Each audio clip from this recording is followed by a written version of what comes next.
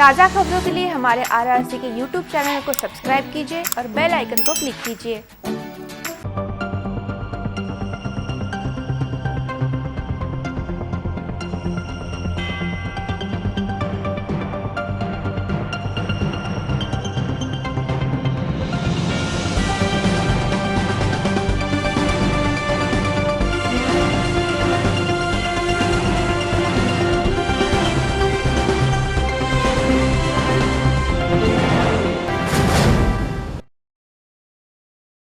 नमस्कार, city news के हिंदी समाचार बुलेटिन में मैं शीतल ठाकुर आपका हार्दिक स्वागत करती हूँ।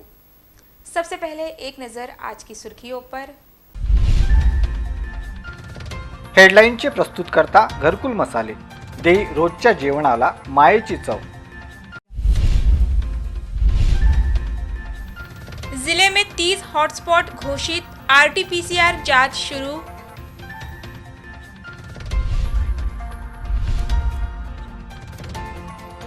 नकली एसटी चालक पुलिस हिरासत में।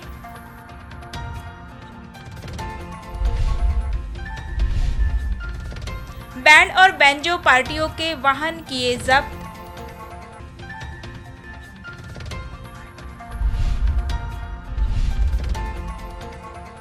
सेंधमारी की घटनाओं को अंजाम देने वाले 2 गिरफ्तार।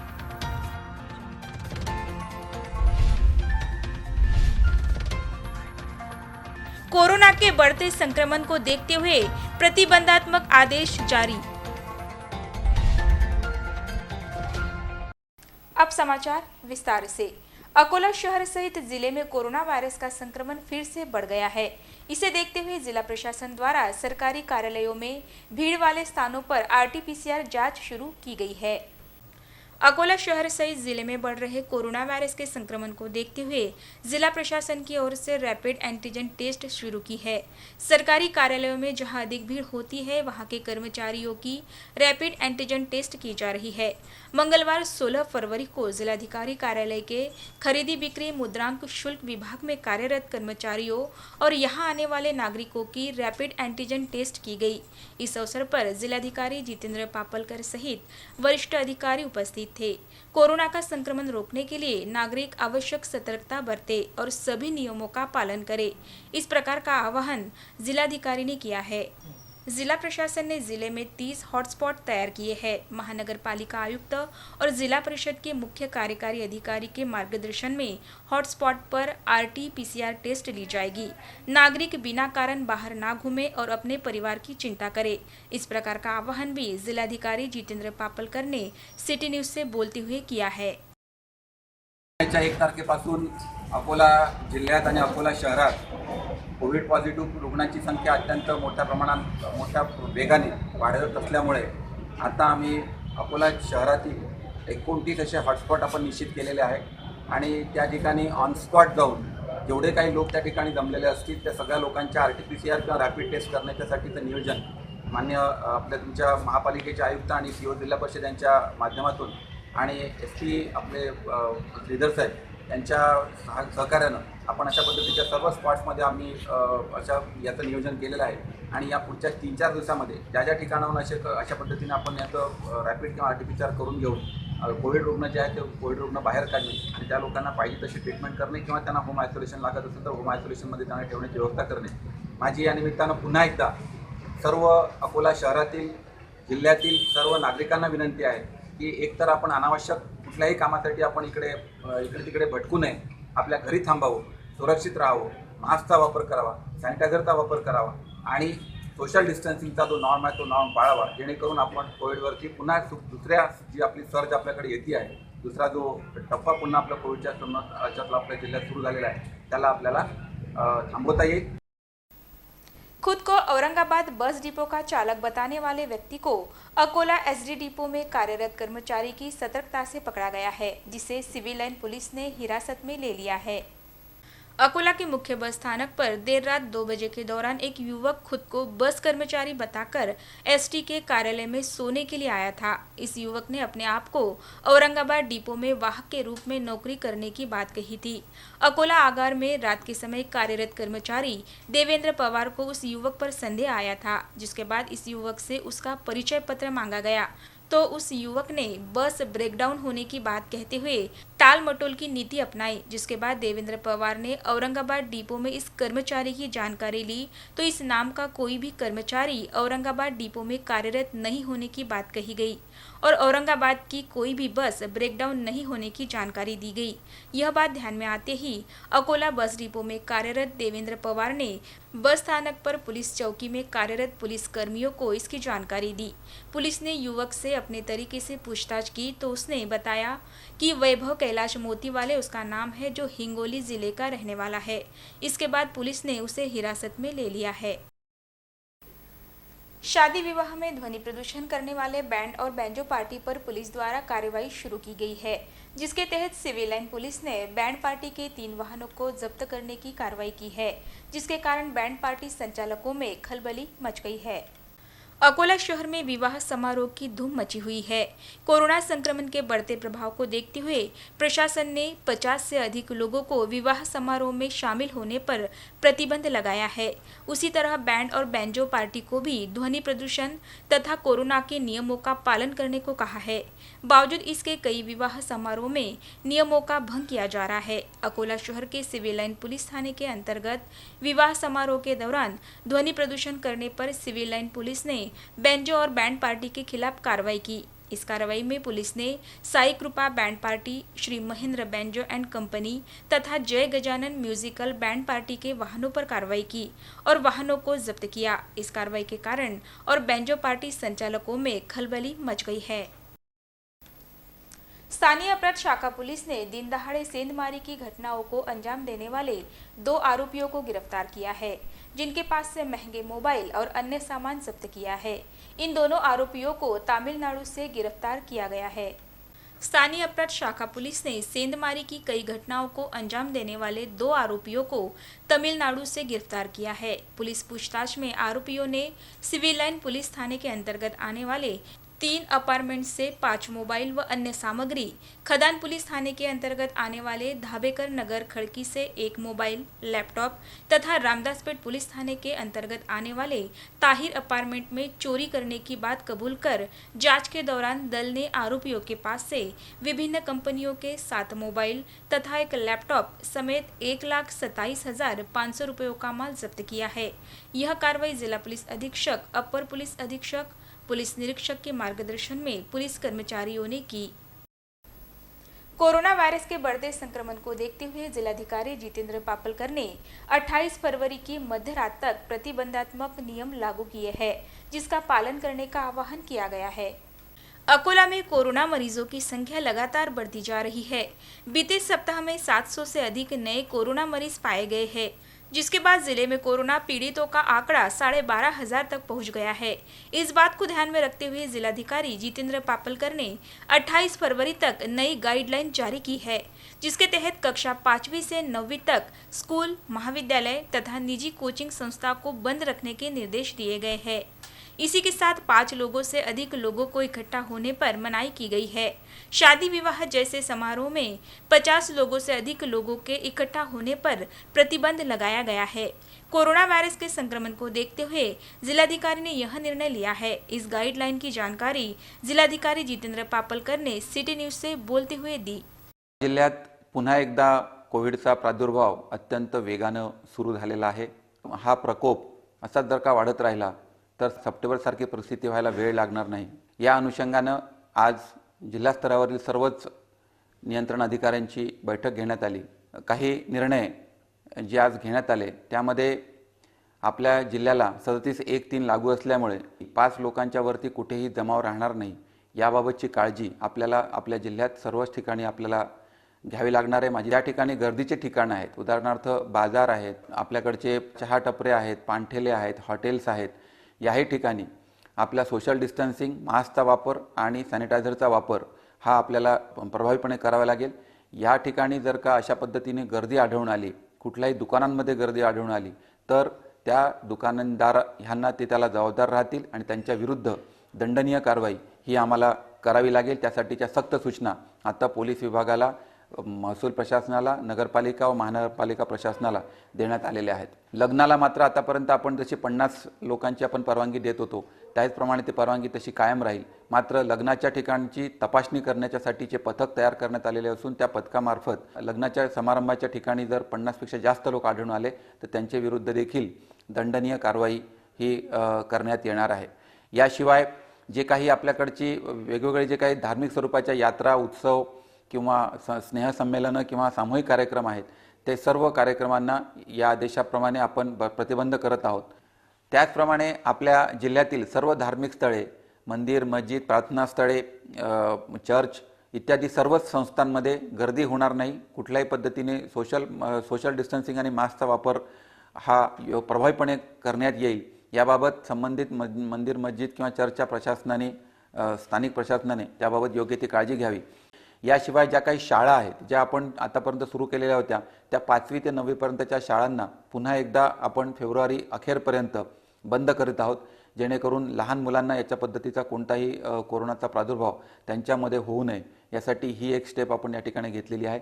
महाविद्यालय आणि महाविद्यालयीन सर्व ज्या काही सिनियर कॉलेजेस आहेत त्या सर्व सिनियर कॉलेजेस सुरू करण्याच्या बाबतीमध्ये फेब्रुवारी एंडपर्यंत आपण त्याला सध्या तो निर्णय आपण पुढे ढकललेला आहे, जेणेकरून फेब्रुवारी एंड नंतर या बाबतीमध्ये योग्य तो निर्णय हा घेतला जाणार आहे.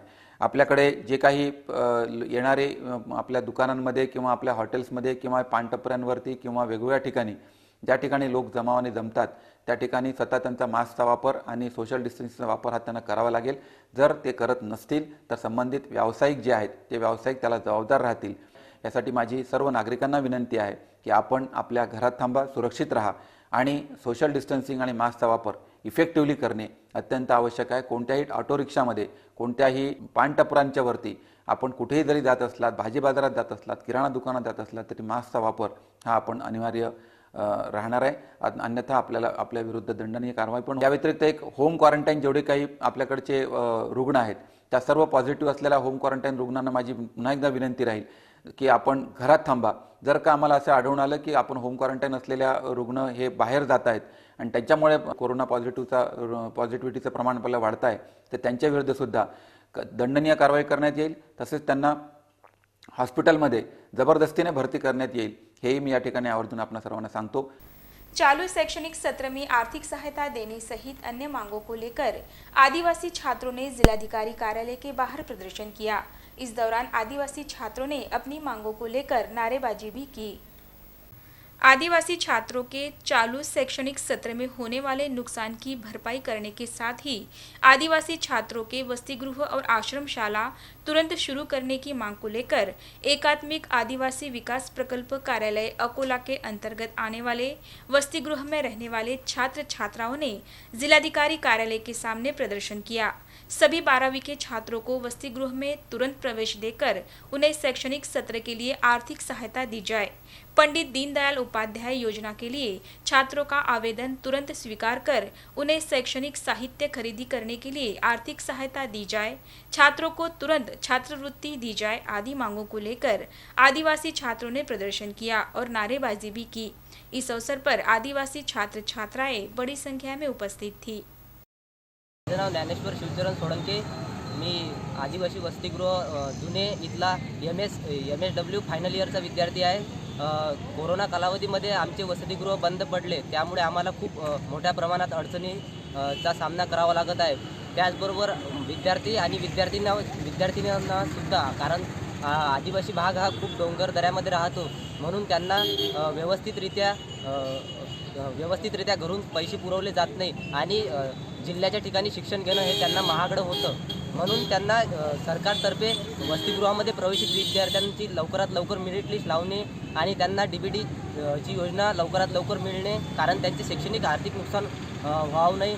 आणि असेच त्याचबरोबर मुलींचे पण प्रश्न आहेत. मुलींना घरून अपडाऊन करण्यापासून तर रूम करण्यापर्यंतचे खूप सारे असे प्रॉब्लेम होत आहेत, कारण त्यांना महाविद्यालयासारखे शिक्षण हे घेता येत नाही. अकोला के वसंत देसाई स्टेडियम पर बड़े प्रमाण में धूल उठ रही थी, जिसके कारण यहां आने वाले नागरिकों को और खिलाड़ियों को श्वसन संबंधी शिकायतों का सामना करना पड़ रहा था. सिटी न्यूज ने इस पर प्रकाश डालते ही मैदान पर पानी का छिड़काव किया गया. अकोला शहर के वसंत देसाई स्टेडियम पर व्यवस्था के अभाव के कारण कई प्रकार की समस्याएं निर्माण हो गई थी। उसमें सबसे बड़ी समस्या मैदान पर उठने वाली धूल की थी। सिटी न्यूज ने इस पर गंभीरता से प्रकाश डाला था। इसके बाद जिला क्रीड़ा अधिकारी कार्यालय की नींद खुली है। अकोला के वसंत देसाई स्टेडियम पर सुबह और शाम के समय सैकड़ों नागरिक और खिलाड़ी स्वास्थ्य लाभ के लिए आते हैं। उसमें भी पुलिस भर्ती को देखते हुए कई युवा प्रैक्टिस के लिए आते हैं। सुबह और शाम के समय सैर के लिए बड़ी तादाद में नागरिक आते हैं, परंतु मैदान पर धूल ही धूल के कारण नागरिकों को श्वसन संबंधी शिकायतों का सामना करना पड़ रहा था। पानी की व्यवस्था होने के बाद भी मैदान पर पानी का छिड़काव नहीं किया जा रहा था, जिसके कारण मैदान पर धूल के गुबार उठ रहे थे, जिस पर सिटी न्यूज ने गंभीरता से प्रकाश डाला था, जिसकी दखल जिला क्रीड़ा अधिकारी कार्यालय द्वारा ली गई। अब वसंत देसाई स्टेडियम के मैदान पर पानी का छिड़काव स्प्रिंकलर की सहायता से किया जा रहा है, जिसके कारण धूल का प्रमाण कम हो गया है, जिसके लिए मैदान पर आने वाले वरिष्ठ नागरिकों और खिलाड़ियों ने आरआरसी नेटवर्क का आभार माना है। उप प्रादेशिक परिवहन विभाग एलआरटी वाणिज्य महाविद्यालय के संयुक्त तत्वावधान में रास्ता सुरक्षा अभियान के तहत पथनाट्य का मंचन किया गया, जिसके माध्यम से यातायात के नियमों को लेकर जन जागृति की गई। उप प्रादेशिक परिवहन विभाग द्वारा 17 फरवरी तक 32वां रास्ता सुरक्षा अभियान चलाया जा रहा है, जिसके तहत विभिन्न उपक्रम का आयोजन किया जा रहा है। अकोला के एलआरटी कॉलेज परिसर में पथनाट्य का आयोजन किया गया। एलआरटी कॉलेज और उप प्रादेशिक परिवहन विभाग के संयुक्त तत्वावधान में पथनाट्य का आयोजन किया गया। इस कार्यक्रम में महाविद्यालय के छात्रों ने पथनाट्य के माध्यम से सड़कों पर होने वाली दुर्घटना और उसके कारणों को बताया। यातायात के नियमों का पालन नहीं करने से सड़क दुर्घटनाओं का प्रमाण काफी बढ़ गया है, जिसे देखते हुए पथनाट्य के माध्यम से नागरिकों में यातायात के नियमों को पालन करने और दुर्घटनाओं से बचने को लेकर मार्गदर्शन किया गया। इस अवसर पर एलआरटी महाविद्यालय के प्राचार्य, प्राध्यापक, छात्र समेत उप प्रादेशिक परिवहन विभाग के अधिकारी और कर्मचारी प्रमुखता से उपस्थित थे। इस पथनाट्य में छात्रों ने सड़क दुर्घटना का उदाहरण प्रस्तुत कर नागरिकों से इससे बचने का आवाहन किया। अभियान या अंतर्गत हा कार्यक्रम आज घेण्यात आलेला आहे आणि एलआरटी कॉलेज आणि आरटीओ अकोला यांच्या संयुक्त विद्यमाने हा कार्यक्रम घेण्यात आलेला आहे। पथनाट्य 2 पथनाट्य बसविले आहेत, जेणेकरून मुलांना रस्ता अपघात कसा होतो आणि तो कसा टाळायला पाहिजे आणि कोणती ट्रीटमेंट घ्यायला पाहिजे आणि स्वतः जेव्हा वाहन चालवत असतो आपण तेव्हा कोणते कागदपत्र सोबत असले पाहिजे। अपघात झाल्यानंतर डॉक्टरची ट्रीटमेंट किंवा जो व्यक्ती असेल त्यानं त्याची काळजी घेऊन दवाखान्यापर्यंत त्याला पोहोचवायला पाहिजे। असे वेगवेगळे नियम मुलांपर्यंत पोहोचविणे हा त्यामागचा उद्देश आहे या कार्यक्रमाच्या मागचा। आतंकवाद निरोधक दल ने बड़े प्रमाण में प्रतिबंधित गुटखा और सुगंधित तंबाकू का माल पकड़ा है। मोबाइल शॉपी और थोक अंडा दुकान की आड़ में प्रतिबंधित गुटखे का माल बेचा जा रहा था। अकोला शहर में बड़े प्रमाण में प्रतिबंधित गुटखा और सुगंधित तंबाकू की बिक्री हो रही है। एटीसी द्वारा अभी तक कई कार्रवाई में लाखों का प्रतिबंधित गुटखा जब्त किया है। अकोला के लाल बहादुर शास्त्री स्टेडियम में स्थित हरिओम ट्रेडर्स एंड मोबाइल, उसकी बगल में स्थित A1 अंडा डीलर की दुकान के आड़ में प्रतिबंधित गुटखा और सुगंधित तंबाकू का माल बेचा जा रहा है। इस प्रकार की जानकारी एटीएस प्रमुख विलास पाटिल को मिली थी, जिसके बाद उन्होंने छापे की कार्रवाई की। इस कार्रवाई में हरिओम मोबाइल शॉपी और A1 अंडा डीलर दुकान से विभिन्न प्रकार की कंपनियों का प्रतिबंधित गुटखा जब्त किया गया। इस कार्रवाई में A1 अंडा डीलर के संचालक मोहम्मद अनीस अब्दुल हबीब और हरिओम मोबाइल शॉपी के संचालक विकास मनोहर लाल गुलाबानी को हिरासत में ले लिया गया है। इस कार्रवाई में तकरीबन 3 लाख रुपयों का गुटखा जब्त किया गया है। इस प्रकरण को रामदासपेट पुलिस थाने में दर्ज किया गया है। आगे की जांच पुलिस कर रही है। दहशतवाद विरोधी पथक अकोला यांना खात्रीशीर खबर मिळाली की टावरच्या पाठीमागे 2 दुकान आहेत, जे एक अंडा आमलेटचं दुकान आहे आणि दुसरं एक सुकामेवचं दुकान आहे। त्या दुकानामध्ये मोठ्या प्रमाणामध्ये गुटखा हा बाळगून विक्री केली जात आहे। अशा खात्रीशीर खबरीवरून दहशतवाद विरोधी पथक यांनी छापा मारला असता त्यामध्ये जवळजवळ 2.5 ते 3 लाखाचा प्रतिबंधित गुटखा, जो महाराष्ट्र शासनाने विक्री करण्यामध्ये प्रतिबंध केलेला आहे, असा गुटखा ज्यामध्ये विमल, सितार व RMD असा तंबाखूजन्य पदार्थ मिळून आल्याने दहशतवाद विरोधी पथकाने छापा मारून 2.5 ते 3 लाखाचा गुटखा हा जप्त केलेला आहे आणि 2 आरोपितांना ताब्यात घेऊन त्यांच्यावर कायदेशीर कार्यवाही केली जाते। जिलाधिकारी कार्यालय के सामने पुलिस बॉयज एसोसिएशन द्वारा धरना दिया गया। पुलिस को हक के घर के लिए कर्ज को मंजूर करने की मांग धरने के माध्यम से की गई। इस प्रकार का धरना राज्य भर में किया गया। राज्य के पुलिस विभाग के तकरीबन 3 से 4 हजार अधिकारी व कर्मचारियों के अधिकार के गृह कर्ज को मंजूर कर उन्हें आत्महत्या से रोके। इस प्रकार की मांग को लेकर पुलिस बॉयज एसोसिएशन जिला शाखा की ओर से जिलाधिकारी के मार्फत राज्य के गृह मंत्री अनिल देशमुख से की गई है। राज्य के पुलिस कर्मचारियों ने नए नियम के अनुसार घर निर्माण के लिए 1.5 साल पहले गृह कर्ज की मांग की है, परंतु अभी तक कर्जा मंजूर नहीं किया गया है। इस मांग को लेकर शासन के पास लगातार गुहार लगाई जा रही है। इस मांग को मंजूर ना होता देख कई कर्मचारियों ने आत्महत्या करने तक निर्णय लिया है। इस मांग को लेकर राज्य भर में पुलिस बॉयज एसोसिएशन की ओर से धरना आंदोलन किया गया। अंत में एक नजर आज की सुर्खियों पर।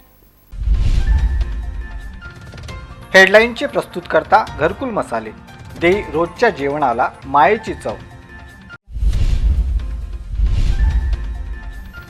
जिले में 30 हॉटस्पॉट घोषित, RT-PCR जांच शुरू।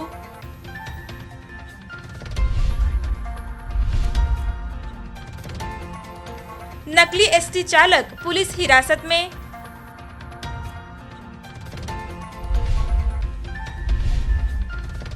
बैंड और बैंजो पार्टियों के वाहन किए जब्त।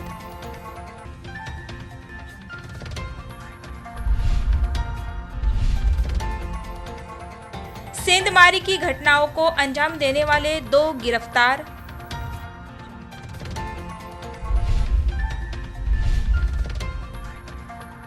कोरोना के बढ़ते संक्रमण को देखते हुए प्रतिबंधात्मक आदेश जारी। समाचारों में बस इतना ही। फिर मिलेंगे शहर की ताज़ा जानकारी तथा महत्वपूर्ण घटनाओं के साथ। नमस्कार।